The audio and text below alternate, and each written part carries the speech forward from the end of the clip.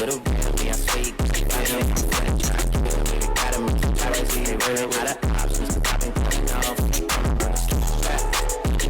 Hey y'all, welcome back to my channel. It's your girl Lay, and I'm here with another video.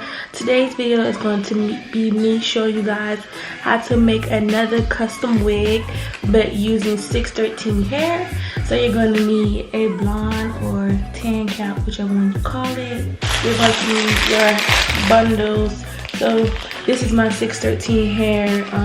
This is a 12-inch 13x4 frontal and 2 bundles of 12. I'm going to be making a bob.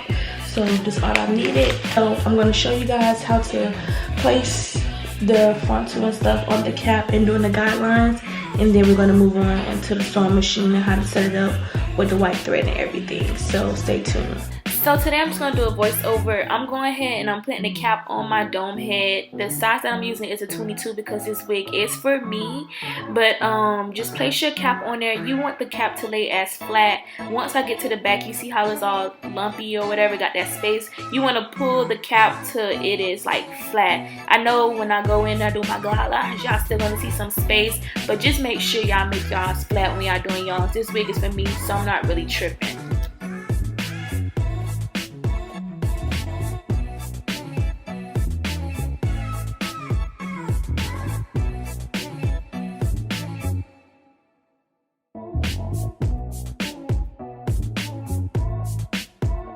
So now I'm about to place the frontal on the cap.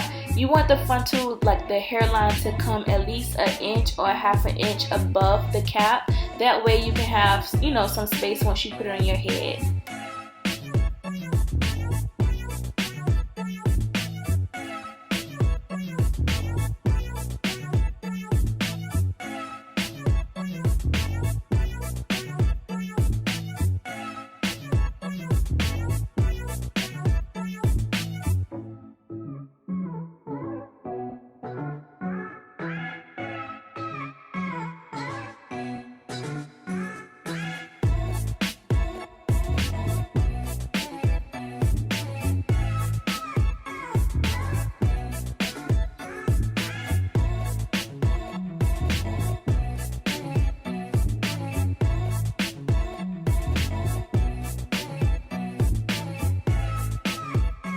So now that the frontal is on there, you're going to draw your guidelines. Y'all, this is not perfect. It's not going to be straight. And like I said, you see that space that's still in there?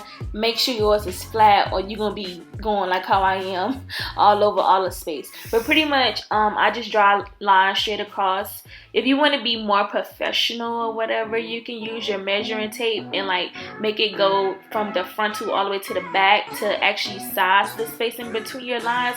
But like I said, this wig is for me. I don't really care, but when I'm doing it for my customers, I do it the right way. I'm basically showing you that that line should come to the end of the frontal. When I'm doing it for my customers, I normally draw my line from the frontal first before I start the guidelines. So you're just gonna go in and continue to make the lines connect or whatever, and then, you know, it's self-explanatory as y'all look.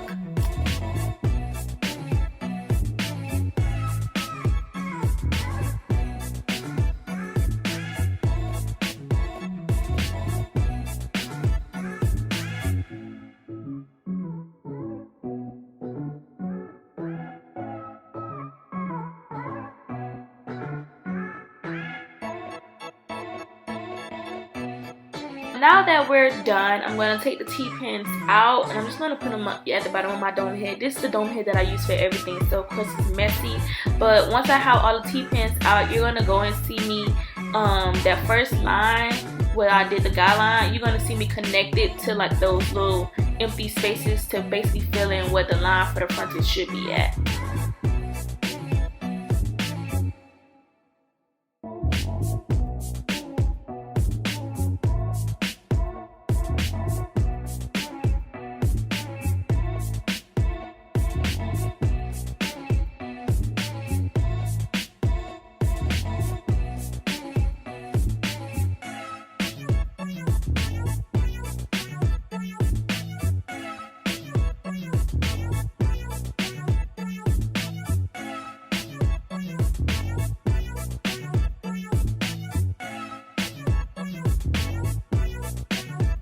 So moving on to constructing a unit, I'm going to switch out the black thread in my machine to white. I'm not coloring this unit, so I'm going to leave it white. But if you are coloring your 613 hair, depending on the color, you can leave the black thread, but I just like to look neat, so I'm going to switch it out to white.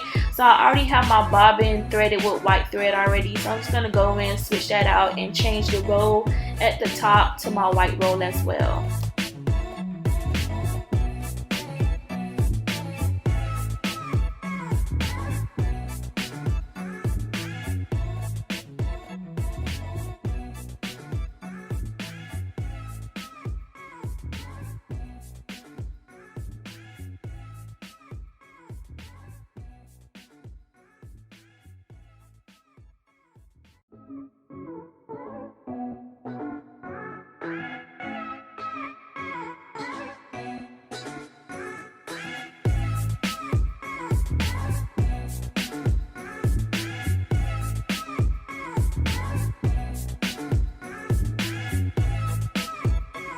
So I already started constructing the unit. I'm not going to talk anymore because this is basically the same routine as my other videos.